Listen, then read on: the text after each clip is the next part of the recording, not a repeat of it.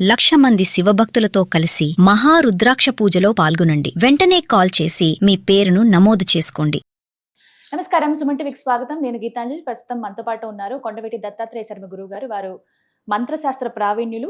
వారితో మాట్లాడి వారాహి నవరాత్రుల గురించి పూర్తి విశేషాలు తెలుసుకుందాం. మనలో చాలా మందికి సందేహాలు ఉన్నాయి కదండి, అసలు జరుపుకోవాలా వద్దా, ఎటువంటి నైవేద్యాలు సమర్పించాలి, ఎటువంటి మంత్రాలతో అమ్మవారిని ఆవాహన చేయాలి, ఎలాంటి మంత్రం గాని స్తోత్రం గాని మనం పఠించి వారాహి అమ్మవారి అనుగ్రహం పొందాలి. ఈ వివరాలన్నీ గురుగారి మాటల్లో వేరే తెలుసుకుందాం.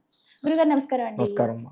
గురుగారు, వారాహి నవరాత్రులు రాబోతున్నాయి, మరి విశిష్టత మాట్లాడుకుందాం. అలాగే అందరూ ఆచరించవచ్చా ఈ నవరాత్రులు, ఎలా జరుపుకోవాలి, మొదటి రోజు పాడ్యం నుంచి ప్రారంభిస్తే నవమి వరకు అసలు ఎలా జరుపుకోవాలి, ఎటువంటి నైవేద్యాలు అమ్మవారికి సమర్పించాలి, పూజ చేసే విధానం అంటూ ఉందా, నియమాలు కావచ్చు, అలాగే అప్పుడు పఠించవలసిన మంత్రాలు స్తోత్రాలు, వీటి గురించి కూడా తెలియచేయండి. శ్రీ మహాగణాధిపతయే నమః. వారాహి నవరాత్రాలు, వీటిని గుప్త నవరాత్రాలు అంటారు. వాస్తవంగా మనకి ప్రధానంగా 4 నవరాత్రాలు వస్తాయి. వసంత ఋతువులోను, అలాగే శరద్ ఋతువులోను వచ్చేటటువంటి నవరాత్రాలు, వసంత ఋతువులో వచ్చే నవరాత్రాలు వసంత నవరాత్రములని బాలా త్రిపుర సుందరి అమ్మవారికి చేస్తారు ఆ నవరాత్రులు. అలాగే శరన్నవరాత్రాలు, శరద్ ఋతువులో అంటే అక్టోబర్లో వచ్చేటటువంటి నవరాత్రాలు, వాటిని దేవీ శరన్నవరాత్రాలని దుర్గా స్వరూపంగా అమ్మవారికి చేస్తారు నవరాత్రులు. అలాగే మాఘమాసంలో వచ్చేటటువంటి నవరాత్రాలని శ్యామలా నవరాత్రాలని శ్యామలాదేవి, రాజశ్యామలాదేవికి చేస్తారు. ఆషాఢ మాసంలో పాడ్యమి నుంచి నవమి వరకు వచ్చేటటువంటి నవరాత్రాలని గుప్త నవరాత్రములు లేదా వారాహి నవరాత్రములు అనేటటువంటి పేరుతో పిలుస్తుంది.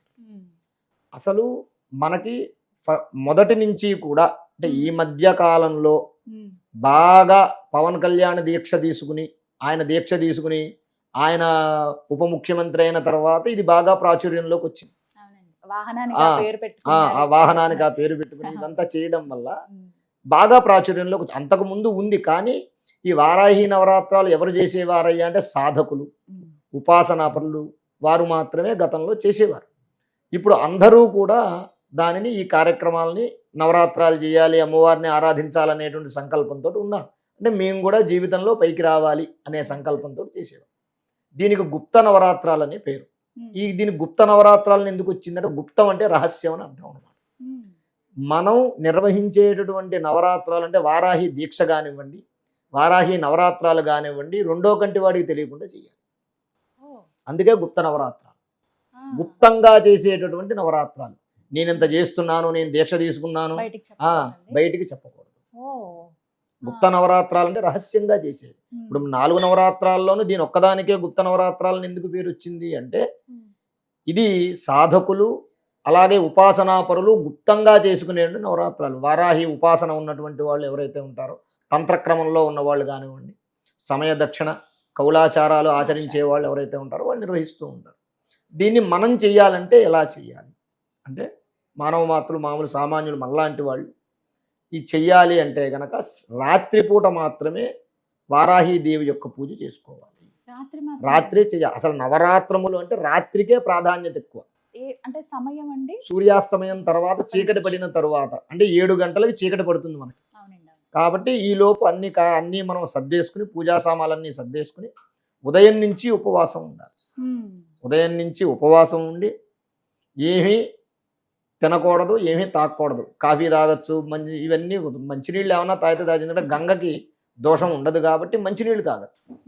బాగా నిష్టగా చేయాలి, తొందరగా ఫలితం రావాలనుకున్నటువంటి వాళ్ళు ఎవరైతే ఉంటారో వాళ్ళు దీనికి ఉన్న తర్వాత ఏదైతే మనం ప్రదేశంలో ఇంట్లో చాలా శుచిగా శుభ్రంగా ఉండాలి.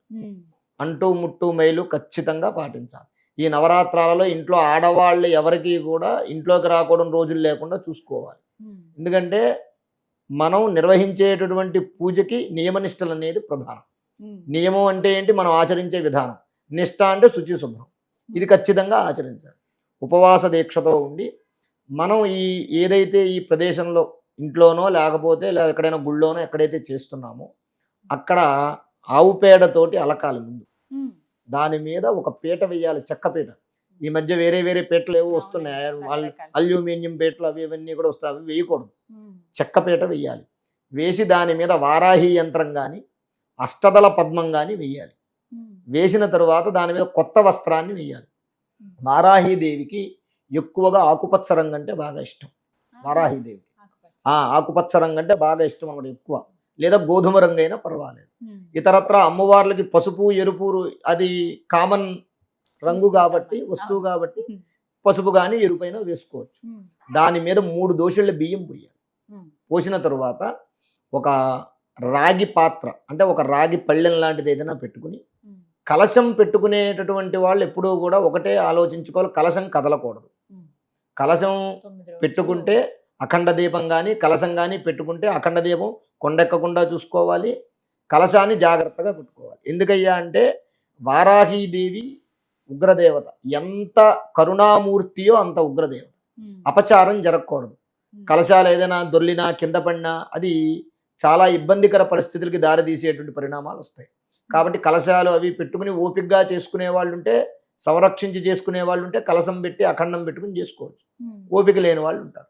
వాళ్ళు ఏం చేయాలి అంటే ఒక రాగి పళ్ళెం పెట్టుకుని, ఈ మధ్య అమ్మవారు వారాహి అమ్మవారి యొక్క ప్రతిమలు కానీ రూపులు కానీ వస్తూ ఉన్నాయి. చిన్న చిన్నవి విగ్రహాలు లాంటివి వస్తున్నాయి. ఆ విగ్రహం కూడా బొటనవేలు పరిమాణం కన్నా పెరగకూడదు. అంగుష్ట మాత్రం బొటనవేలు పరిమాణం కన్నా పెరగకూడదు.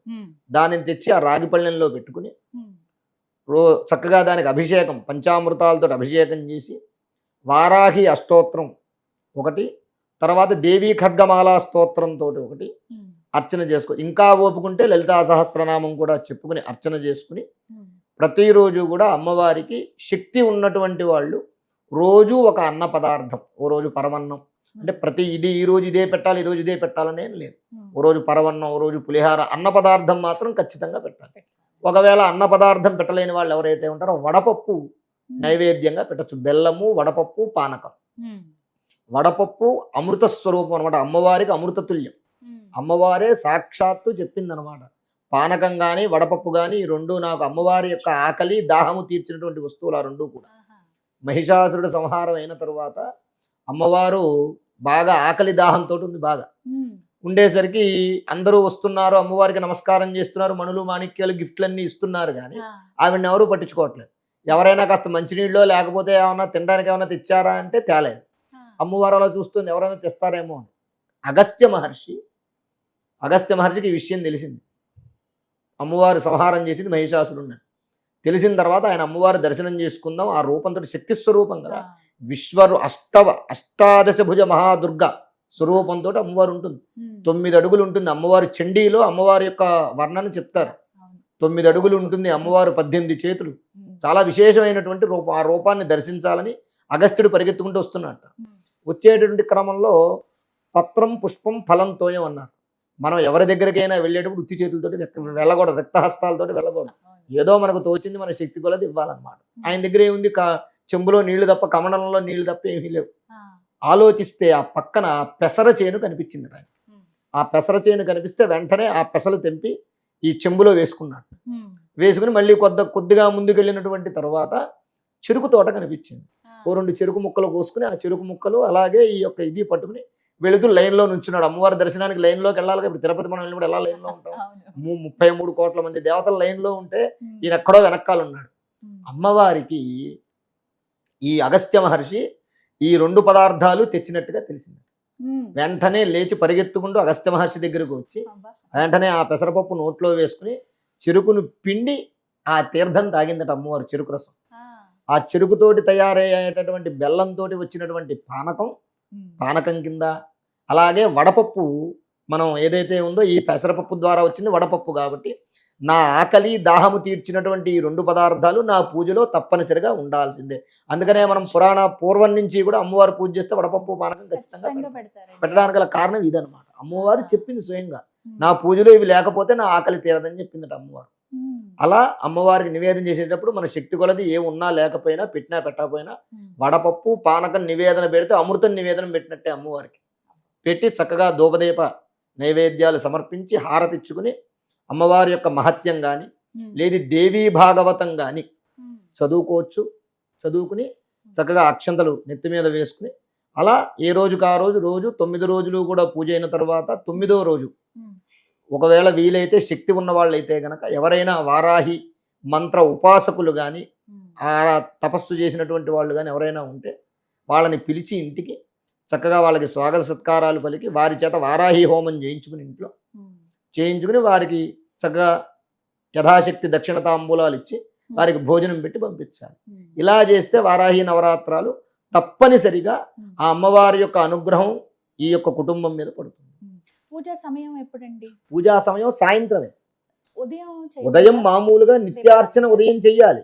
నిత్యార్చన అనేటటువంటిది ఉదయం ఎప్పుడూ చేయాల్సిందే. ఇప్పుడు ఇంట్లో దేవుడికి పూజ చేసుకుంటాం కదా, అలా మామూలుగా అమ్మవారు శుభ్రం చేసి ఉదయం పూజ అంటే నవరాత్ర దీక్షలో మనం సులువుగా చేసుకునే పద్ధతి. అసలు నవరాత్ర దీక్ష ఎలా చేయాలి అంటే షట్కాలార్చనలు చేయాలి. 6 కాలాలలోనూ అమ్మవారికి అర్చన చేయాలి, 6 కాలాలలోనూ అష్టోత్తరం చెప్పాలి, 6 కాలాల్లోనూ అభిషేకం చేయాలి. ఇవన్నీ ఉంటాయి.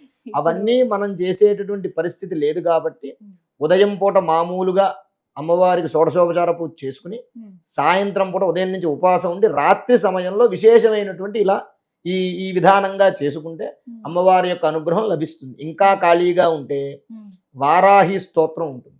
ఆ వారాహి స్తోత్రాన్ని కానీ లేదు ఓం నమో భగవతే వారాహి అయి నమః అంటే వారాహి అమ్మవారి యొక్క నామాన్ని కానీ చక్కగా జపం చేసుకుంటూ ఆ 9 రోజులు ఉంటే ఆ ప్రభావం వల్ల కూడా వారాహి అమ్మవారి యొక్క అనుగ్రహం వీళ్ళ మీద కలుగుతుంది. అంటే అమ్మవారు అసలు ఎలాంటి ఫలితాలను ఇస్తుంది ఈ నవరాత్రి? వారాహి అమ్మవారు సంపూర్ణమైనటువంటి ఫలితం ఇస్తుంది. అది ఇది అని కాదు, అన్ని రకాలుగా ఏ అమ్మవారైనా ఏ భగవంతుడైనా సరే అన్ని రకాలుగా ఇస్తాడు, అన్ని రకాలుగా ఫలితాన్ని ఇస్తాడు. ఈ వారాహి అమ్మవారు ఏంటి అంటే ముందు మనస్సులో ఉన్నటువంటి భయాలను తొలగిస్తుంది. తరువాత వారాహి అమ్మవారిని అసలు ఆరాధించడానికి గల ప్రధానమైనటువంటి కారణం ఏంటంటే ఈ వారాహి అమ్మవారు ఎవరు? విష్ణుమూర్తి యొక్క దశావతారాలలో వరాహస్వామి వారి యొక్క స్త్రీ రూపం, స్త్రీ శక్తి. ప్రతి సృష్టిలో ప్రతి దానికి కూడా స్త్రీ శక్తి ఉంటుంది, పురుష శక్తి ఉంటుంది. అలాగే వినాయకుడు ఉన్నప్పుడు వైనాయకి అమ్మవారు కూడా ఉన్నారు, కుమారస్వామి ఉన్నారు, కౌమారి అమ్మవారు ఉన్నారు. పురుష దేవత యొక్క శక్తి స్త్రీ దేవతగాను, స్త్రీ దేవతా శక్తి పురుష దేవతగాను కూడా 2 శక్తులు ఉంటాయి. అలాగా నారసింహి లేదా ప్రత్యంగిర ఇలాగ ప్రతిదానికి ఉంటారు. ఇలా ఉన్నప్పుడు ఏమవుతుంది అంటే ఈ వారాహి అమ్మవారు వరాహస్వామి వారి యొక్క శక్తితో ఉద్భవించినటువంటి తల్లి. ఈవిడ లలితా త్రిపుర సుందరి అమ్మవారి యొక్క దండనాయకి, సైన్యాధ్యక్షురాలు. అంటే ఎవరైతే అమ్మవారిని ఆరాధిస్తారో వారికన్నా ముందు ఆవిడే ఉండి వారి యొక్క కష్టాలను నివారణ చేస్తుంది. అంటే దండం పట్టుకుని అమ్మవారు, మనం వారాహి అమ్మవారి యొక్క పటం చూస్తే దండం పట్టుకున్నట్టు ఉంటుంది. ఆ ఆవిడ దండనాయకి అమ్మవారు అన్నమాట. తెలుసో తెలియకో ఈ వారాహి అమ్మవారిని ఆరాధించినటువంటి వాళ్ళు ఏదైనా పొరపాట్లు చేస్తే దండించి నాయనా నువ్వు వెళ్ళే దారి తప్పు అని చెప్పి సన్మార్గంలో పెట్టేటటువంటి ఇది కూడా ఆ యొక్క వారాహి అమ్మవారికి ఉంటుంది. అంతేకాకుండా వారాహి అమ్మవారు మనం చెప్పుకున్నాం, విష్ణుమూర్తి వారాహస్వామి స్వరూపం చెప్పుకున్నాం కదా. ఈ వరాహస్వామి ఎలాగైతే భూమిని ఉద్ధరింపజేశారో, సముద్రంలో పడిపోయినటువంటి ఈ భూమిని ఉద్ధరింపజేశారో, వారాహి అమ్మవారిని కనుక ఎవరైతే ఆచరిస్తారో వారికి కష్టాలు, ఈ యొక్క దాంపత్యము, సంసారం అనేటటువంటి సముద్రంలో పడి కొట్టుమిట్టాడేవాడిని పైకి తీసుకొస్తుంది అమ్మవారు. ఆ కారణంగా వారాహి అమ్మవారిని ఆరాధన. చాలా చక్కగా వివరించారండి. ఇవన్నీ కూడా సందేహాలు, అసలు జరుపుకోవాలా వద్దా, ఒకవేళ చేస్తే కనుక ఎలా అనేటువంటి సందేహాలనే నివృత్తి చేశారు. ధన్యవాదాలు గురువు గారు. నమస్కారం. శ్రీ మహాగణాధిపతయే నమః. ఆరోగ్యము, ఐశ్వర్యము, ఆనందము, ఆర్థిక లాభం ఇవన్నీ కలగాలంటే ఆగస్టు 11వ తారీఖు మంగళవారం రోజున మేము నిర్వహించేటటువంటి 1,00,000 రుద్రాక్షల పూజలో పాల్గొనండి. పరమేశ్వరుడి యొక్క అనుగ్రహం వల్ల సర్వ విధములైనటువంటి కష్టాలు నివారణమై ఐశ్వర్యాలు కలుగుతాయి. 1,00,000 రుద్రాక్ష పూజలో పాల్గొనేటటువంటి వారు స్క్రీన్ మీద స్క్రోల్ అవుతున్నటువంటి నంబర్లకు కాల్ చేసి రిజిస్ట్రేషన్ చేసుకోగలరు.